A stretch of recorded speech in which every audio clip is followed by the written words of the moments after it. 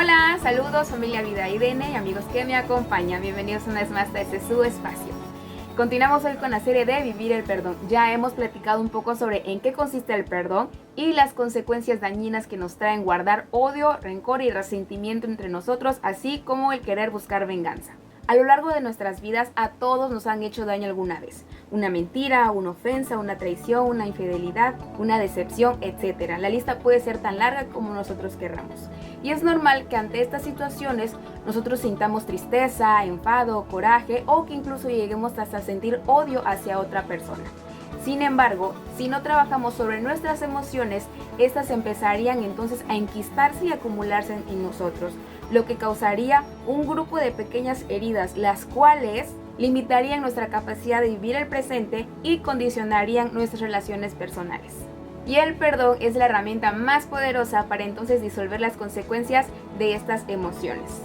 Según Reed y Enright, el perdonar es la acción de desplazar las actitudes o emociones negativas como la ira y la venganza hacia personas perjudiciales o situaciones perjudiciales para entonces dar paso a actitudes como la tolerancia y la compasión. En la Biblia encontramos la historia del rey Saúl. El rey Saúl al principio disfrutó del éxito de la victoria sobre sus enemigos, pero con el tiempo esto lo hizo arrogante, haciéndose creer que él era el más inteligente y sabio y que por sobre él no había nadie. El rey tenía un hijo llamado Jonatán y este a su vez tenía un muy mejor amigo llamado David. David era un jovencillo que cuidaba las ovejas de su padre. Tras el pecado del rey, Jehová designó que el próximo rey sería David, no Jonatán ni ninguno de sus hermanos, aun cuando fuese muy normal que los hijos heredasen el trono del rey. David tuvo la victoria sobre Goliat y posteriormente tuvo algunas otras victorias sobre filisteos.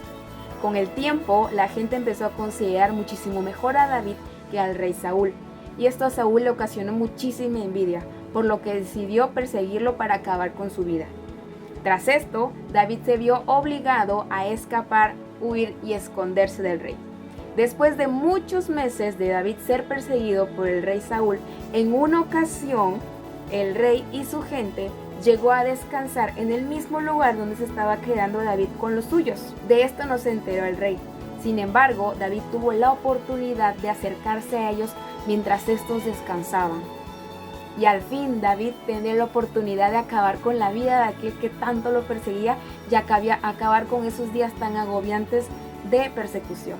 Sin embargo, David tomó la decisión de únicamente tomar el borde del manto del rey y cortarlo. De ahí se retiró. Después, cuando Saúl se encontró con David, sin él saber lo que había sucedido antes, David le confesó lo que él había hecho. Le mostró el pedazo de manto que le había retirado, y entonces fue ahí cuando Saúl se dio cuenta de que David le había perdonado la vida. David dijo que no iba a levantar mal sobre el ungido del rey. Le perdonó la vida, esa fue su decisión. De la misma forma prometió al rey que no iría en contra de él ni en contra de ninguno de sus familiares. David bien pudo haber tomado venganza sobre la vida del rey. Sin embargo, él era un joven que escuchaba, confiaba y obedecía a Dios. Dejó que fuera Jehová quien hiciera justicia y confió en lo que él ya le había dicho sobre su futuro. Uno de los puntos importantes a retomar en esta historia es que el perdón no es un sentimiento, el perdón es una decisión. Podemos elegir perdonar. David prometió al rey Saúl que no tomaría venganza sobre ninguno de sus hijos.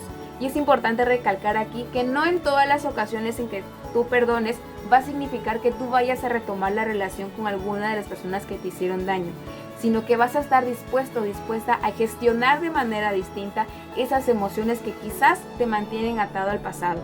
Mucha atención en esto. El rey Saúl se dejó llenar, cegar y llevar por la arrogancia y la envidia. Por el contrario, David decidió perdonar, porque él no le tomó tanta importancia a lo que otros opinaban de él, sino lo que opinaba Jehová. Su decisión y su manera de actuar hicieron un cambio en la historia de tal forma que hoy nos sirven de ejemplo a ti y a mí. Si bien es difícil perdonar, pero no imposible. Y una de las cosas que están directamente relacionadas con el perdón es la empatía.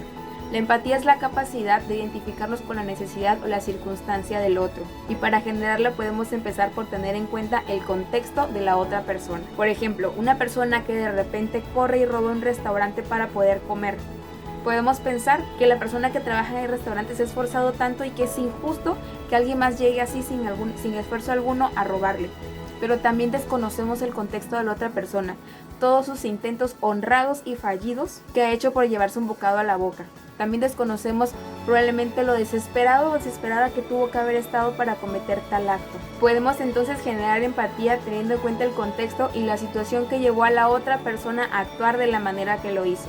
Es importante no solamente mirar con nuestros ojos, sino darnos la oportunidad de mirar desde la posición y circunstancia de la otra persona. Yo espero que lo que te he compartido el día de hoy sea de bendición para tu vida y que te sirva para ponerlo en práctica. Te mando un fuerte abrazo a la distancia, esperando que tú y tu familia se encuentren bien.